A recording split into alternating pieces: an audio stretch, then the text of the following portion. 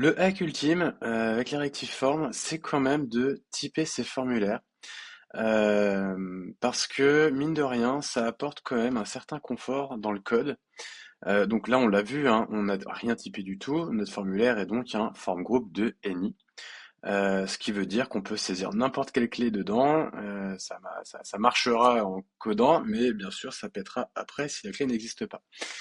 Euh, Ça a été un très gros sujet et à partir de la version 14, on a enfin pu vraiment typer nos formulaires. Alors, c'est pas encore ultra beau ce qu'on peut faire. Néanmoins, on peut quand même arriver à faire quelque chose de sympa. Euh, voilà, on va déclarer une interface. Donc dedans, on a dit qu'il y avait un nom, voilà, un prénom, voilà, et un email. Sauf que ça, c'est pas du tout le genre de type qui est attendu par le form group. Moi, c'est ce que j'aimerais pouvoir écrire, mais en fait non. Il faut vraiment décrire parce que en même temps, il peut pas le savoir. Voilà, property as error does not exist for type string. En fait, il attend vraiment un type plus précis que ça. Est-ce qu'on est sur du form control ou pas finalement? Voilà, donc on est vraiment obligé d'avoir hop, cette syntaxe là. Hop, j'ai mis la majuscule de string. Voilà. Là, il va râler. Donc là, c'est passé, hein. On a bien du coup un form group, un form qui est de type subscription form, et on voit que c'est trois form control de type string. On n'a plus le type any, donc ça c'est pas mal. Par contre, ici, on a un form control de any, donc il faut encore une fois être plus précis que ça, parce que par défaut, on utilise le nul. Donc si on se dit que c'est ça, pour que ça colle à la réalité, on a dit que c'était bien, qu'il n'y avait pas de nul, c'était potentiellement que des strings. Ça veut dire qu'il faut derrière. Alors, est-ce que c'est au niveau de la value? Non, c'est après dans les options. Hop, si je fais ça, que je crée un objet à la place. Voilà, on a accès à la propriété non nullable pour bien dire que non, ça ne peut pas être nul.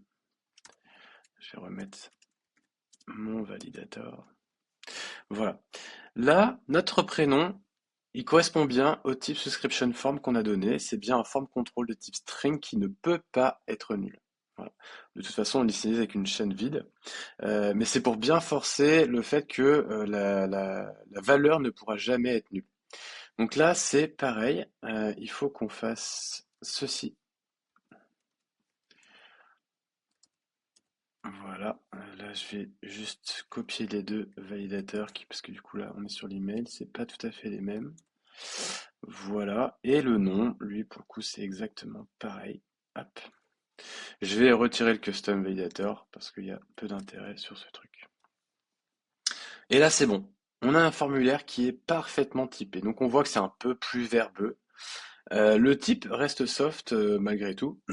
Mais c'est vrai qu'en fait, on pourrait très bien avoir des sous-form group ou des objets, des form control avec un objet. Bon, bah voilà. C'est pour ça qu'il faut être aussi précis. Et pourquoi on fait ça? On fait ça d'abord parce que maintenant on peut voir ici que ça relève un partial de nom, prénom, email. On voit bien les différentes clés qui existent dans notre formulaire. Avant, ici, on n'avait rien sur l'autocomplétion. Alors d'ailleurs, on peut se le reprouver, hein. Si j'enlève ça, ça, voilà. Là, il va pas être content, mais en fait, il me propose rien parce qu'il est de type any. Le simple fait d'avoir ajouté ça, en fait, c'est du confort de dev. Ça va limiter les erreurs possibles et imaginables. On a nom, prénom, email. Donc on peut accéder directement à ces choses-là.